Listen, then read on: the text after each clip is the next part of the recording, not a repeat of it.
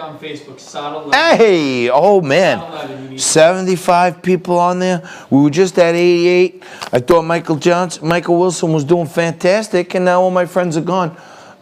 Mike, let me see the other camera shot, the one shot. Mike, have a go. Let me see the one shot. The one shot? Let me see how that looks. Yeah. Well, you haven't really gone to it today. See, it's no good there. I'm not a huge fan of it. Well, we got to get it a little better. All right. But for the split screens, it might be better. We got. Hey, all right. Welcome back. I'm blocking Cuomo now, so I don't want to block him. But I can't keep moving my chair back and forth, so we might have to move this one camera here. All right.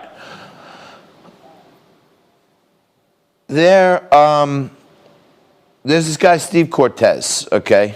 This is SOT2, Mikey. Steve Cortez is a buddy of mine. You know, I know him mildly from afar. We've met a few times. We used to be on CNBC. And he's been a big surrogate for Donald Trump for a while. He's been a surrogate in the Latino community. He's a great economics guy. And he's doing these great breakdowns of stuff. And when you start looking at it, I talked about this yesterday. Joe Biden lost like 80 or 90% of the counties. He lost votes from what Obama and Hillary did. But somehow he got the most votes in history. So it doesn't make sense other than stuff in the ballot box in these 4 or 5 key states in the key cities where the Democrats control the machine. Take a look at Steve Cortez and watch how he breaks down Biden's lack of success in certain U.S. counties. Patriots, let's talk more about the statistical improbability of Biden's win, particularly at the county level. Biden only won 17% of all counties, 1 out of every 6 in America. Numerically, that's 524 of them. To put that in context, Obama in 2008 won 873 counties, 350 more. Now, can you still win the election that way? Yes, you can, but you must run up the score in the most populous counties in America. And that didn't happen, at least not in settled states, red and blue. So let's look at the largest U.S. counties. In L.A. County, this would shock people. The president gained 500,000 votes and he gained 4% on margin. Chicago's Cook County, he gained over 100,000 votes, 3% on margin versus 2016. Houston's Harris County, 150,000 votes, 1% on margin. But then we're to believe that when it comes to Maricopa, in the swing state of Arizona, even though the president gained 400,000 votes there, that he lost Maricopa County. This is a larger trend we see nationally, where Biden does not outperform in settled states, blue and red, but then he does in exactly the places he needs it. Now, this is improbable to the point of being impossible. So if you doubt these results, there are good statistical reasons backing you. According to CNBC, only 3% of Trump voters believe Biden was legitimately elected, and for good reason. Strange, right? Huh? Strange, isn't it? How could it be? How could it be? How could it be? All these bellwether counties, these counties in different states all around the country, however they go, usually goes the election. If Florida and Ohio go in the same place, then Pennsylvania goes with them, and no Republican loses when they get Florida, Ohio, Florida, Ohio, Pennsylvania. Okay, so how does it happen? How does he get Florida and Ohio but not Pennsylvania? How does he lose ground? He got less votes. He underperformed Barack Obama and Hillary Clinton in like 80% of the counties across the country. He went neck and neck with Trump in a few in states that apparently don't look like they had that much voter fraud. But then in these key states, this guy actually won by these, you know, these monstrous margins, which don't even make sense. And there are, I'll say it again, Michigan will go to Donald Trump one way or the other because there are irregularities in Michigan that ain't irregular. They're on purpose. 2, 1, go.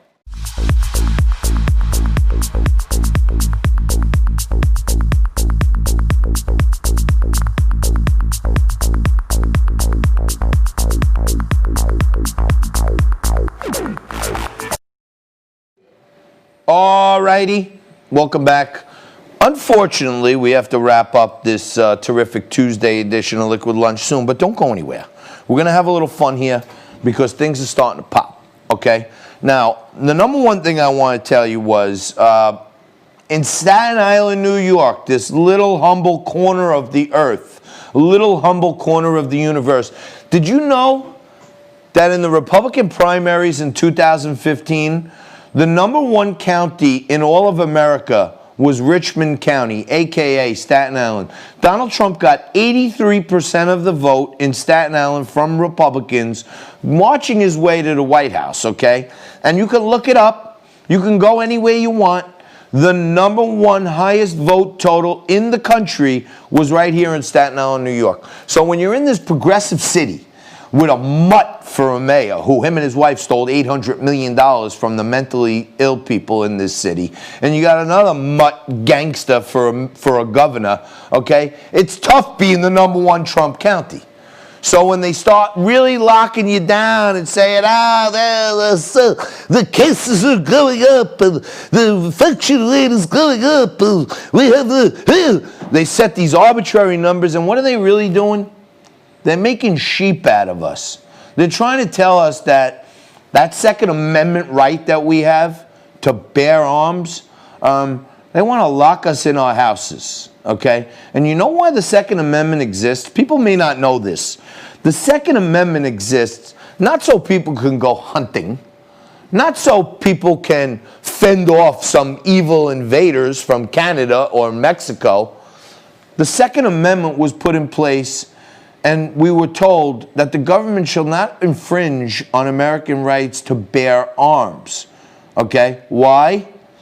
Because the American citizenry needs to be armed in the event there is a tyrannical government.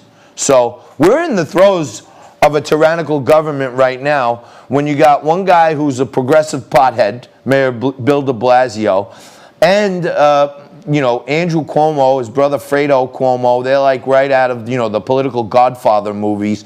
These guys think that they're capo and capo regime or something, all right? And they think they can just come in and bully people. And my friends right here in Staten Island, there's a pub called Mac's Pub, okay? I'm going to be down there today. I'm going to be down there tomorrow, and I'm going to be standing with them. And a number of other people are coming out of the woodwork to stand with these people because these are the first guys in the country to say, we're not going to take it anymore, okay? And they've declared their restaurant bar an autonomous zone.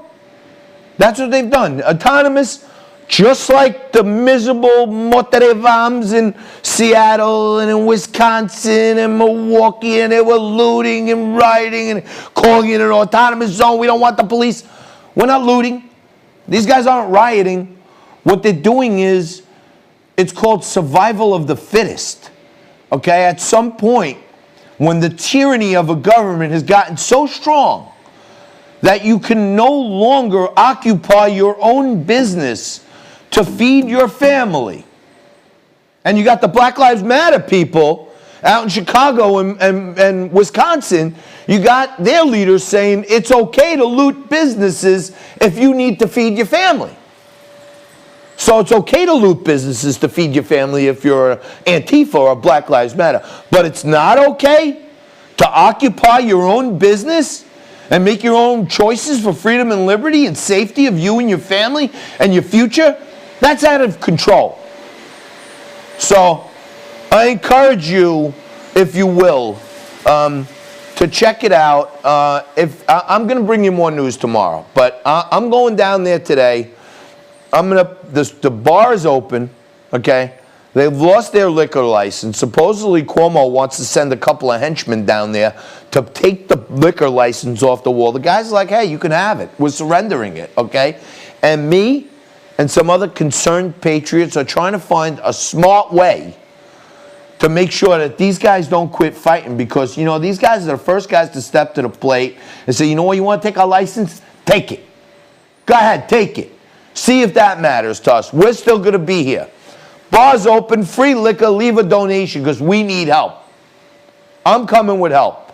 I know my buddy Scott Lebedo, a patriotic artist. He's going to be part of the team that's going to help. And we're going to grow something where, you know what? People in America, small businesses employ 80% of the people on the planet, at least in America, okay? People need to take matters in their own hands right now and fight back, just like the Tea Party patriots did, just like the Tea Party did way back when we had the big wave in Congress and changed the way this country was being governed. We need another movement, and if you ask me, there's a lot of pubs out there and a lot of restaurants out there that want to do the same thing these guys are doing, but they're afraid. Because when they lose their liquor license, they lose their health department license, if this pandemic ever ends, they're out of business still. So they need help. They need a resource center, and I'm working hard to come up. I got the attorneys for Max Pub and other places, Lou Gelomino and Mark Fonte, they're advising me. We are going to do something that is not only going to change the fate of Max Pub.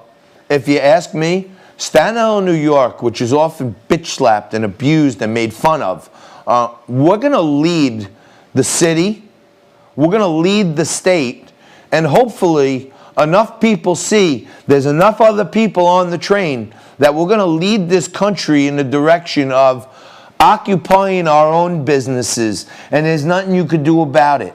You know why? Because if you just occupy your business and you stay in there, they can't do anything. They can't lock you in. They can't shut your doors. It's a fire hazard, okay? They can threaten you. I mean, these guys have been hit with misdemeanors. These guys have been hit with tickets, fines, everything else. But at some point, a raging populace has to turn around and say to this guy, see this guy right here? See him? See this creep peeping up behind me there? Governor Andrew Cuomo, you think you could sit up there like you're some gangster and shake down all the people in the Buffalo Billions Project, and you know your chief men have gone to jail and you've never been investigated. In fact, you ended the committee, the Moreland Committee, which was set up to investigate for corruption and fraud until it looked at you. So you think you can bully Staten Islanders? Think again. Stay tuned to Stop the Steal, because there's going to be a lot more you need to know. And that's coming right at you, Governor Andrew Cuomo and Mayor Bill Warren Wilhelm de Blasio. Staten Island ain't backing down. We'll be back again tomorrow. Some more Stop the Steal right here. Same bad time, same bad channel. More Stop the Steal. Thanks for tuning in.